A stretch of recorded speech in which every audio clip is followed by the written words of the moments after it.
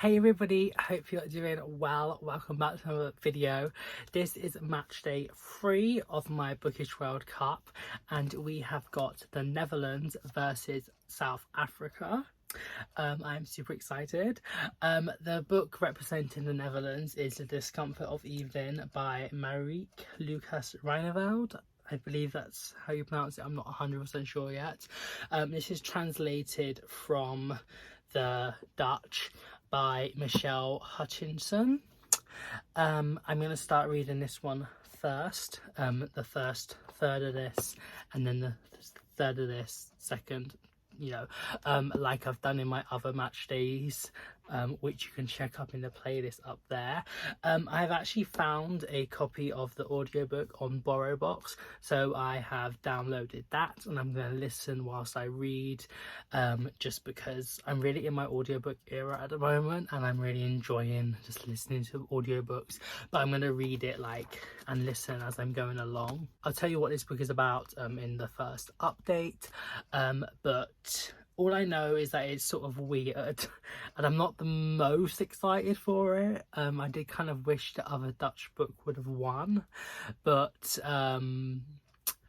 we move, and I'm still gonna go in with an open mind, in the hope that I will enjoy it. So that is the Dutch entry, and that is going up against The Promise by Damon Galgut, representing South Africa. I've wanted to pick this up for so long since I got it, but I just haven't yet, so I'm super happy about this challenge that South Africa is got through, and I can read this now. Also, the South African team was so good in the World Cup. I was just I was cheering them on the whole way, and yeah, I'm so happy that they got through to the round of 16. But yeah, I'm gonna read this second, and I shall be with an update soon, so see you then. Hey, so I have an update for The Discomfort of Evening. I have read the first 30% of it, and I don't mind it. It's okay. Netherlands hasn't scored a goal yet. They've been trying, but they haven't scored one yet. In this, we're following Jazz. She's 10 years old and she lives on a farm in the Netherlands. And there is sort of a big, important family death that happens quite early on. I won't say who it is because it doesn't say on here, but there's a tragic accident that ruptures the family, and she's just sort of going about with her sister Hannah and brother Obe, and it's once again it's a bit gross. It's a bit, I'm not enjoying reading about these sort of the things that I was explored in here, really, in all honesty. I just think it's a bit uncomfortable, and just things about death and bodily functions again. I don't like Obe. I don't particularly like Jazz either. She's alright, but I don't know. I don't really know where this is going. It's very much sort of character driven. And I like character driven books, but I want to like the characters. I want to have something in common with them. I want to understand them, but I'm not really getting that much from Jazz at the moment, but we shall see how it goes on. But I have already started reading some of The Promise. I haven't got to the 30% mark. I think I've only read maybe 20 pages or something, but this I'm definitely enjoying a lot more, so I don't want it to be another massive win like the Japan Norway game, but maybe, I don't know. This is following the Swartz, who the number one goalkeeper for South Africa was actually Swart, and she was so good in the World Cup. Well done. But that's just a side fact. And they're coming together for a family member's death, and it's mostly following them, like the daughter of that woman, Amor, and sort of her family and the family dynamics. And she goes to like this house where they lived, but she was away for some time, and just sort of dealing with the death and how it's affecting mostly her father, but also her older sister, and then her other older brother, who is going to come more into the story, I believe, who was at like stationed at like a war or like some sort of army place, and he's coming back for the funeral. But it also talks about her aunt and her and uncle, and how they sort of weren't that happy with the marriage of the aunt's brother to the woman that died. And there's also like a maid or like a housekeeper, Shalom, and how on the mother's deathbed she told her husband to give her the land and the house that he sort of bought for the maid woman to live in, and then Amor sort of saw this, and she wants to make sure that this promise is fulfilled, and I think that is sort of what the book is going to be based on, about whether or not this promise is actually fulfilled or not. And I'm enjoying it. I'm liking how the narrative voice moves between the characters. I think it is very, very fluid, and it's done a lot better than, for example, in the Norwegian Alice at the Fire, where it's just straight, like it just moves straight away. Here it's a lot more natural and it flows, and it is actually good. So I am super excited to read more of this, and I shall be doing that soon and giving you an update when I get to that part. So yay. I'm about to read some more of The Promise. Super excited. And I'm also watching Gabby and Katie on sprints, so I'm gonna wait till they start and then start reading, because I really want to get through this book. I'm already into October now, and I need to get through my Bookish World Cup. So yeah, excited for some sprints.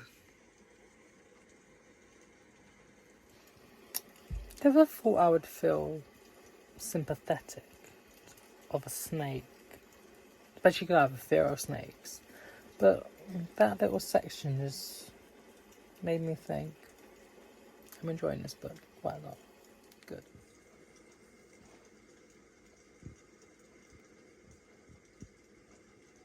So I got to page 196 of The Promise, and that is the second third of the book.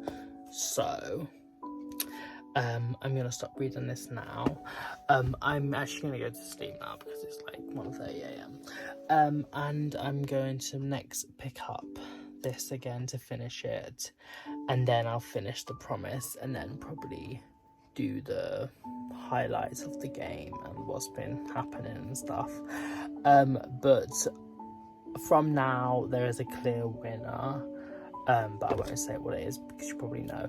But anyway, these sprints have actually been really helpful to get quite a large chunk of this read, even though I have been enjoying it still, but it's good.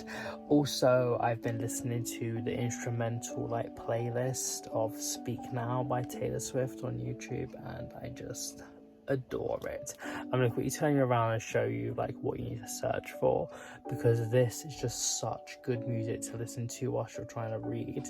And yeah, bye from me for now.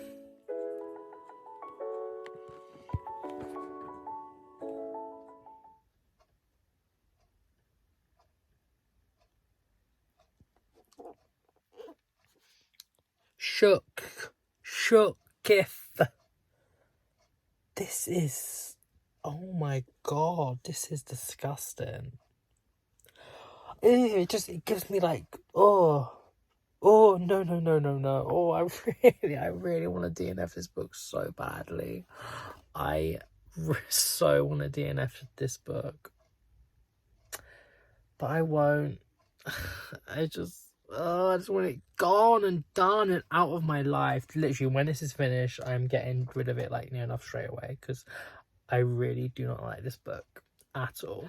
So I have now finished the 2 books, and I will go through what happened during the match. She has like a favorite rabbit, Divacha, and it's come up to Christmas, and she's like worried that her rabbit is going to be killed for them to eat for Christmas. So she's like, oh, like, save my rabbit and, you know, take someone else, take my brother for example. Examines in some sense how grief impacts the family of the Mullers or Mulders, and I think that is its only good quality throughout the whole thing, is how grief impacts some of the characters in the book, but it's very gross, and I don't really feel like I want to speak about all the different parts of this book, but it's basically chronicling her life and her time in the family on the farm with her little bit younger sister Hannah and her bit older brother Oba, and her parents, and the way that grief has really impacted her parents and their like mental state, and how they're not being like good parents at all to their other remaining children.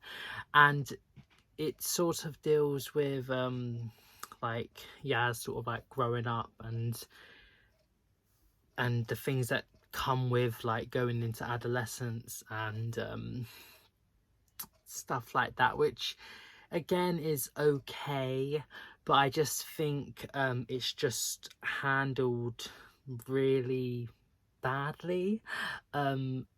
It's a very, very uncomfortable, a very unpleasant read. There is so much about like bodily functions and bodily producing things and stuff, a lot that is just very, very gross and very unbelievable, I think, in my opinion.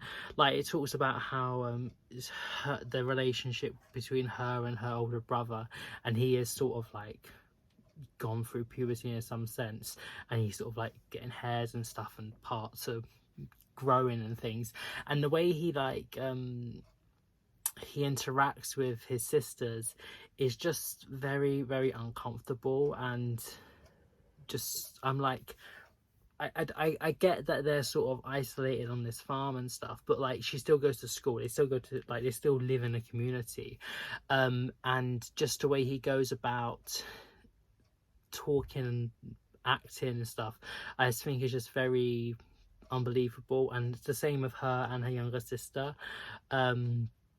I just don't get it. There was also so much animal abuse and animal death that I personally hate reading. I despise reading about animal cruelty and death, especially if there's no like consequences to it, and this isn't what happens in this book. I think it is a very, very unhelpful portrayal of the way people get away with it.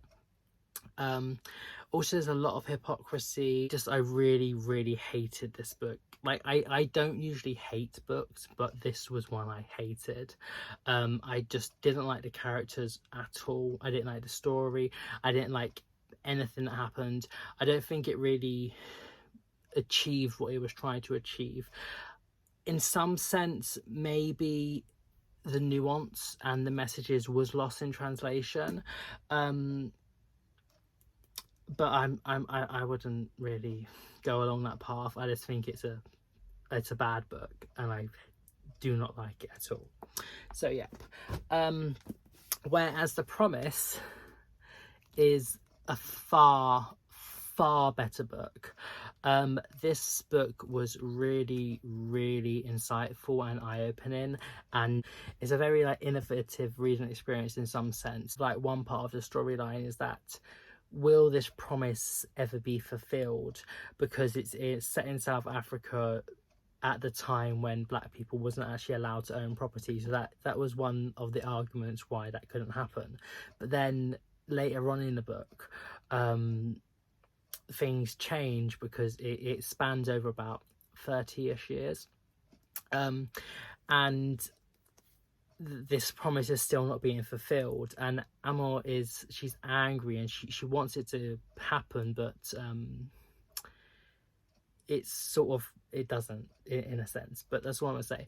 But also it talks about the different characters and their different ideologies and like how they're thinking and what happens during their lives, because it basically spans the three children's lives from when their mum dies, when Amor is, I believe, about, I can't remember now, I think she's like 13 or something. She's quite young, into her teens, and then it ends when she's 45, and then also the other children as well. They're both older, and Anton, he's sort of like in the war at the time, and he comes back, and yeah. And then Astrid, she is sort of like in her, like, she's blossoming into womanhood and the things that go along with that. And also like other characters like the dad and the auntie, and quite a lot of other characters that you get introduced to throughout the book. It's split into 4 parts, and I think this is quite good. The only thing is that there isn't actually any like proper like chapters or breaks. It all sort of just flows. But I do think that this sort of prose is quite good. It definitely keeps you hooked, and the perspective changes from like first to third quite easily, and this transition is very like fluid, and it makes so much sense. And although it's a little bit difficult to get into from the start, you definitely get on board with it. And I just really was in awe of Galga and how he was able to weave these like storylines and characters together. And overall, I think this is a very decent book, and one I would so recommend. There is maybe some parts that wasn't particularly to my like, and it's not like a full 5-star read. If I was to give this a rating, I think I would probably give it 4.5, but I am gonna round it up to 5 on Goodreads. The discomfort of evening, I'm gonna give this 1.5 stars, I think, and round it down to 1 on Goodreads, because this was just really bad. And if we're thinking about a scoreline between these books, I don't really know, because I haven't really been thinking about it that much as I've been going along reading, but The Promise clearly won, South Africa won. So from the start, Netherlands was putting the pressure on. In the first 5 minutes, they had 3 shots, 2 on target, but the South African goalie kept them both out, because their character analysis and just the way it presents itself from the start was just as strong as the Netherlands. And then, like, the third in, South Africa got their first goal, because it just kept up the pressure. It kept up the really good like storytelling, and I got on board with how the prose and perspective changes. And then we're at half time. I'm still on the fence with Netherlands. Will they pull it back or won't they? They didn't. They come back out onto the pitch, a really bad foul, a defender gets sent off, and they give a penalty away to South Africa, which gets converted. 2-0 down already. And just so you know, Netherlands are down to 9. Netherlands are down to 10 women now. And the match keeps going on. by the 60-minute mark, South Africa gets another goal, 3-0. And then just because of how bad this is and how it just continues, so the Netherlands give an own goal away. That's 4-0. And I think that is how this will end. 4-0 to South Africa. Congratulations, you are going through and you are going home. So stay tuned for the next match. I'm super excited for that, and I hope you enjoyed today's video. Have a nice morning, evening, night, wherever you are in the world, and I shall see you very soon. Bye.